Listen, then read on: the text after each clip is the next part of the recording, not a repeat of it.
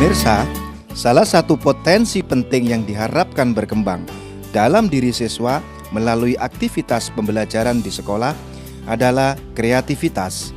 Salah satu kunci keberhasilan seseorang dalam persaingan dunia kerja adalah terletak pada daya kreativitas yang dimilikinya.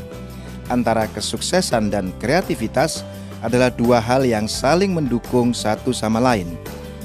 Mereka yang paling kreatif itulah biasanya yang paling sukses. Jika ingin meningkatkan peluang sukses, maka tingkatkanlah kreativitas. Semakin kreatif, semakin tinggi juga tingkat stimulasinya, sekaligus berdampak pada meningkatnya kegairahan bekerja, sehingga semakin besar kesempatan untuk memperoleh kesuksesan. Oleh karena itu, pengembangan daya kreativitas dinilai penting dalam menyiapkan peserta didik untuk berkompetisi dalam dunia kerja di masa yang akan datang. Apalagi dengan maraknya stasiun televisi yang baru bermunculan di Indonesia, maka akan terbuka lapangan pekerjaan bagi sumber daya manusia di bidang broadcasting.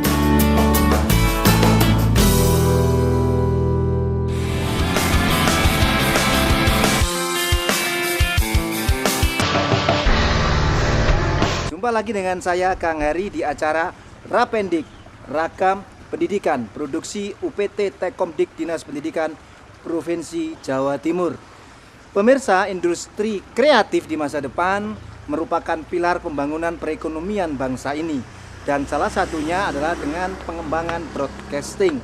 Berbicara mengenai broadcast, saat ini saya berada di SMKN 3 Batu, sekolah yang mengembangkan program pembelajaran broadcast. Ingin tahu lebih dalam? Ayo ikut bersama saya dalam acara Rapendik.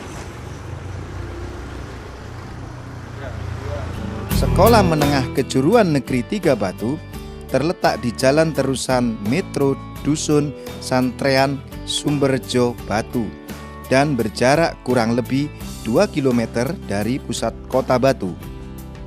Dengan lokasi yang sangat strategis dan dekat dengan jalan raya, sehingga memudahkan akses untuk para siswa-siswi menuju ke sekolah.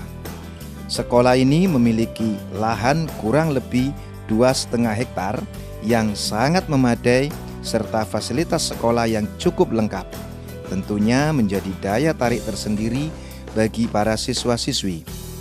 Dengan didukung tenaga pendidik sebanyak 48 dan 17 karyawan serta 13 rombongan belajar, sekolah ini memiliki 4 kompetensi keahlian, yaitu kompetensi teknik produksi dan program penyiaran pertelevisian, multimedia, animasi, dan teknik komputer jaringan.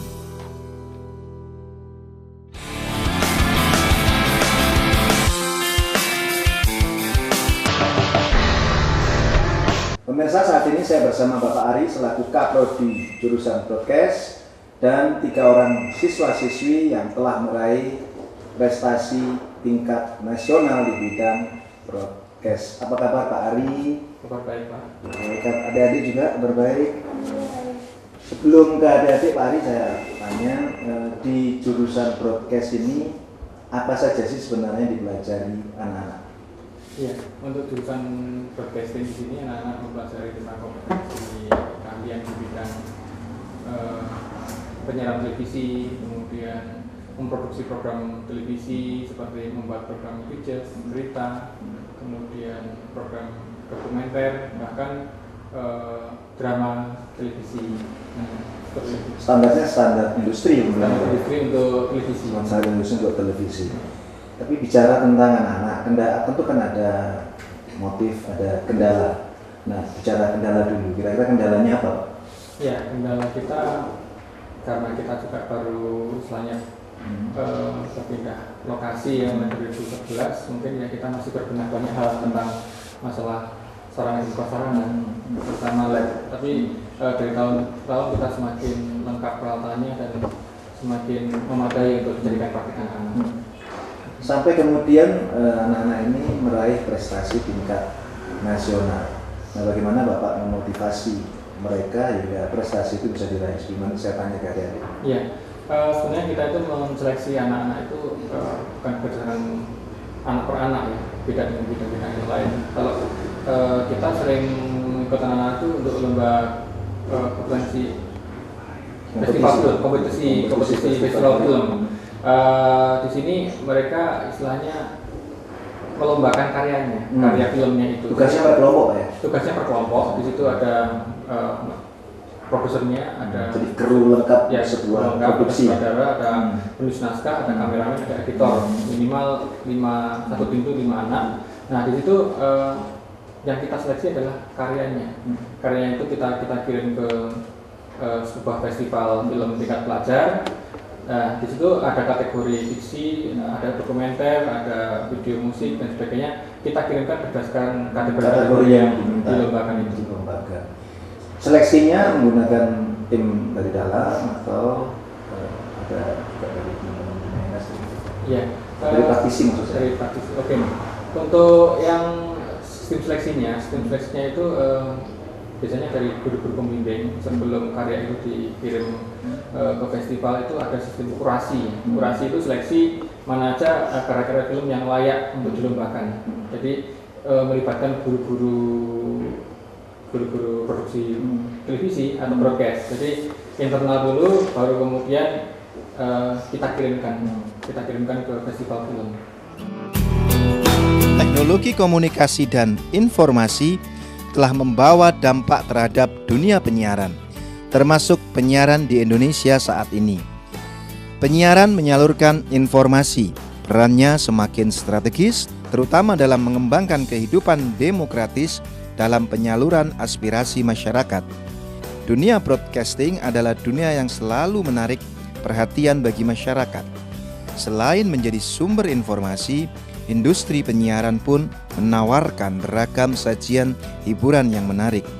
Bahkan industri penyiaran saat ini telah dijadikan kiblat tren dan menjadi bagian dari lifestyle. Perkembangan yang luar biasa dari dunia penyiaran baik radio maupun televisi telah memberikan banyak peluang menarik bagi pelaku yang terlibat di dalamnya. Sehingga tidak heran bila banyak orang yang tertarik untuk berkarir di dunia broadcast ini.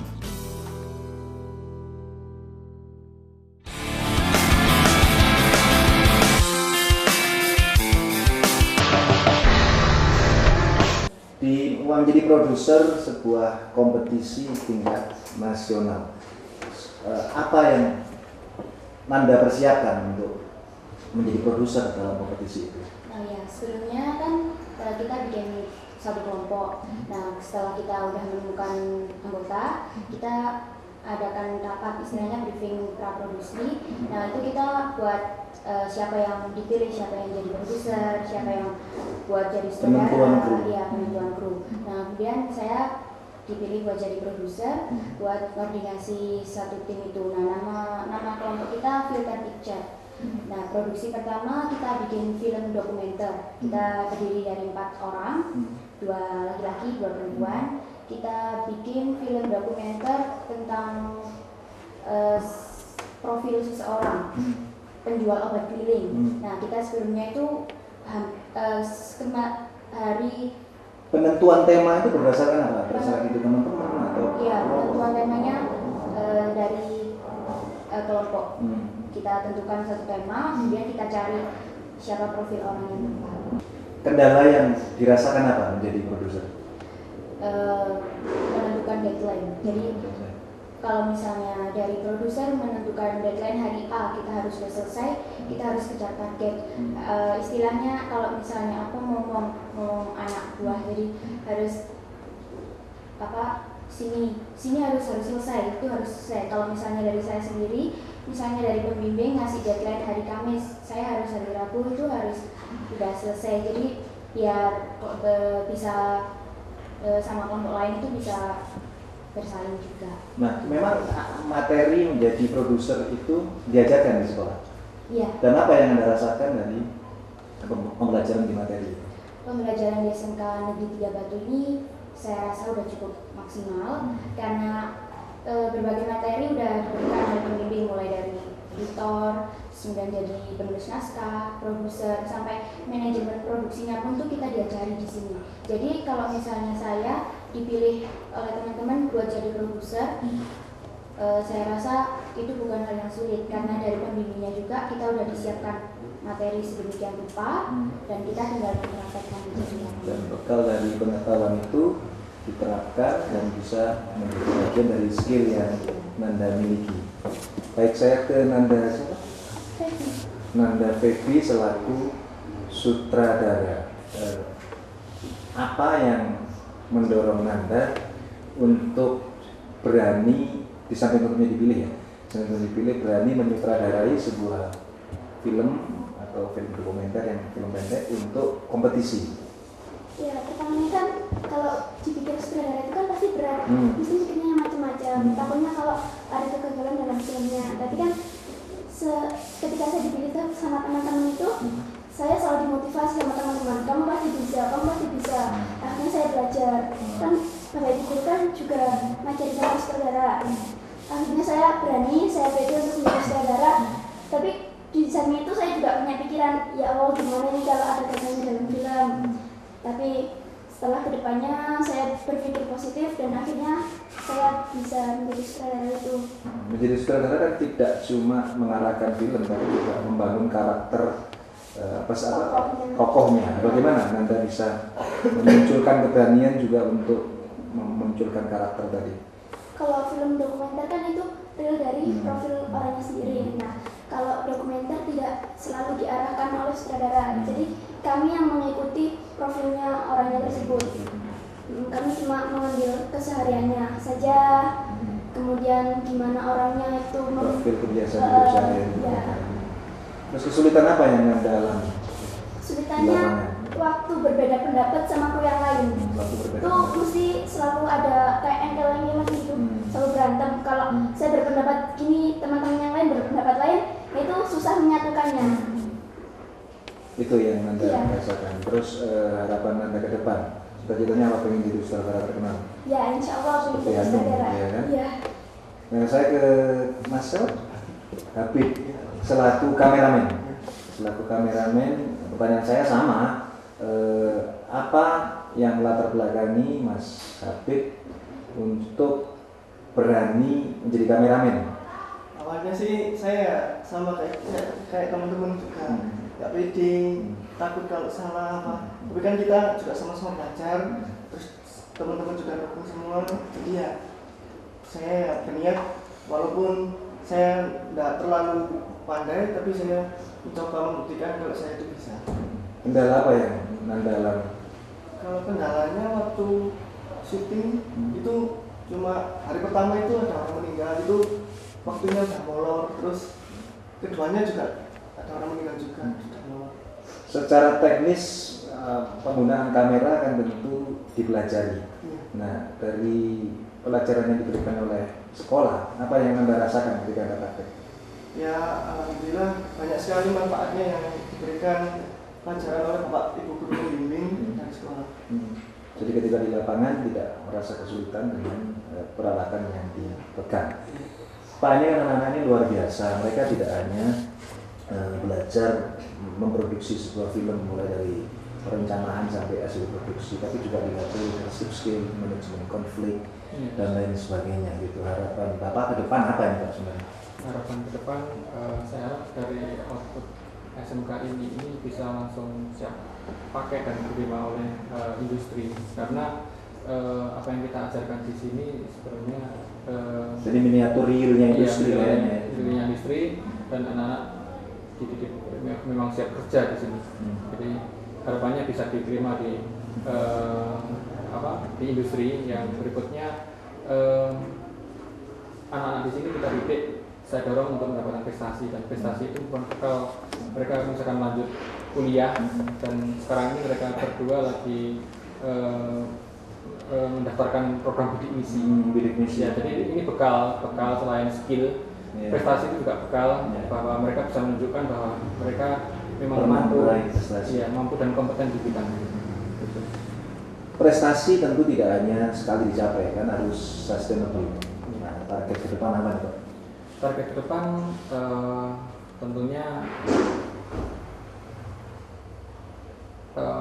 masyarakat bisa menyekolahkan putra-putrinya di sini. Kemudian pemerintah pun juga istilahnya juga mensupport kita dalam hal dukungan sarana dan prasarana, kemudian dalam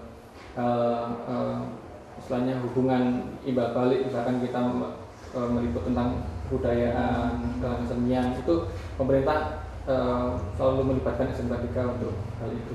Tentu menginginkan prestasi tidak hanya tingkat nasional tapi juga lebih dari itu ya. Terima kasih Pak Ari dan adik semua. Pemirsa, ternyata dalam pendidikan di SMK tidak hanya membangun pengetahuan dan keterampilan, namun juga leadership skill, manajemen konflik, dan life skill yang lain yang kelak dibutuhkan oleh adik-adik kita ini bersaing di tingkat regional, nasional, bahkan internasional. Para siswa-siswi merupakan sumber daya manusia. Bidang penyiaran wajib memiliki kompetensi yang standar secara nasional.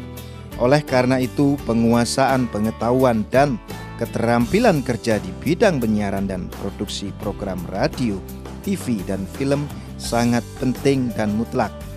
Untuk itu, praktek langsung di lapangan, di laboratorium, di studio akan sangat mendukung pencapaian kompetensi standar dan kompetensi dasar yang diharapkan kurikulum.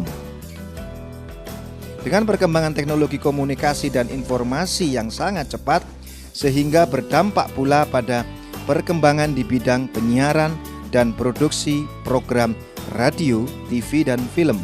Maka dari itu, para guru dan siswa harus selalu mau belajar secara terus-menerus agar tidak ketinggalan dan merasa asing dengan peralatan-peralatan canggih produk teknologi modern.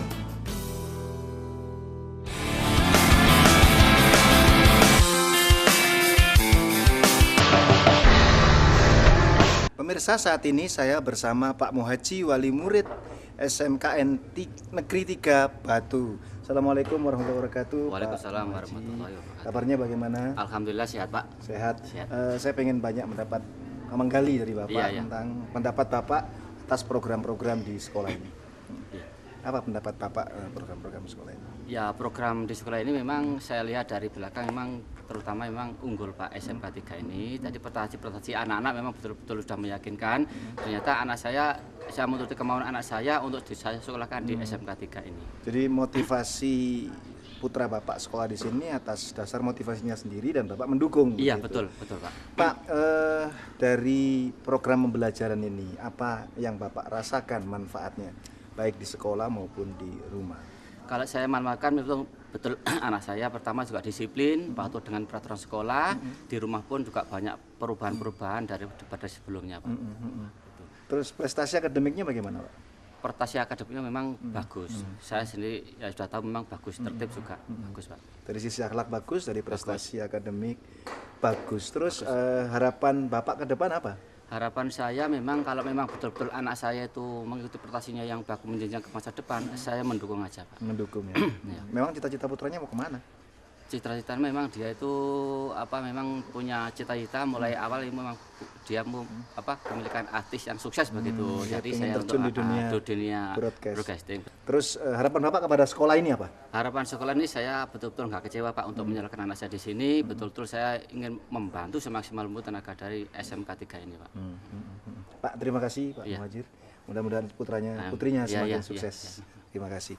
Pemirsa, sebuah program tidak akan pernah berhasil apabila tanpa dukungan wali murid. Setiap lembaga sekolah pasti memiliki visi dan misi. Visi SMKN 3 Batu yaitu terwujudnya sumber daya manusia yang beriman dan bertakwa kepada Tuhan Yang Maha Esa, berilmu pengetahuan dan teknologi, berbudaya, serta bermartabat unggul sebagai pusat pelatihan masyarakat. Bersaing secara nasional maupun global, diterima di dunia usaha dan dunia industri, serta dapat melanjutkan ke jenjang yang lebih tinggi. Sedangkan misinya adalah membentuk perilaku siswa yang berbudi pekerti luhur dan berakhlak mulia, mengembangkan ilmu pengetahuan dan teknologi, serta seni yang berorientasi kepada dunia usaha dan dunia industri. menyiapkan lulusan sesuai dengan kebutuhan masyarakat, dunia usaha dan dunia industri, menyiapkan lulusan yang unggul serta siap bersaing secara nasional maupun global, menyiapkan lulusan yang terampil serta dapat melatih masyarakat dalam bidang teknologi, informatika, dan komunikasi.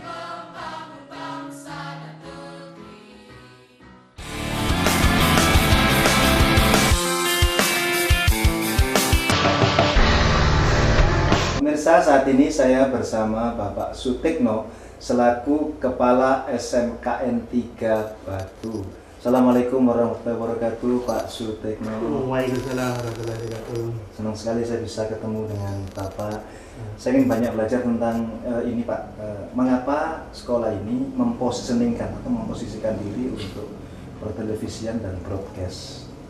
Mungkin bisa dijelaskan. Ya, makasih. Assalamualaikum warahmatullahi wabarakatuh. Yang pertama adalah memang kita mengambil dalam bidang broadcast penyiaran televisi. Yang pertama adalah terkait dengan masalah perkembangan ilmu pengetahuan dan teknologi. Yang kedua adalah dengan diberlakukannya adalah otonomi daerah. Terus penyediaan daripada sumber daya manusia. Terkait dengan perkembangan ilmu pengetahuan dan teknologi, ini adalah merupakan peluang bagi terutama adalah anak-anak Batu yang ada di kota Batu ini untuk bisa mengambil daripada posisi daripada proses penyiaran ini karena amat sangat langka sekali. Terus yang kedua adalah dengan diberlakukannya adalah otonomi daerah, banyak televisi lokal yang ada di daerah-daerah itu semakin berkembang. Tentu ini adalah peluang pasar yang sangat potensial sekali. Tentu ini itu latar belakang daripada terus terkait dengan masalah penyediaan daripada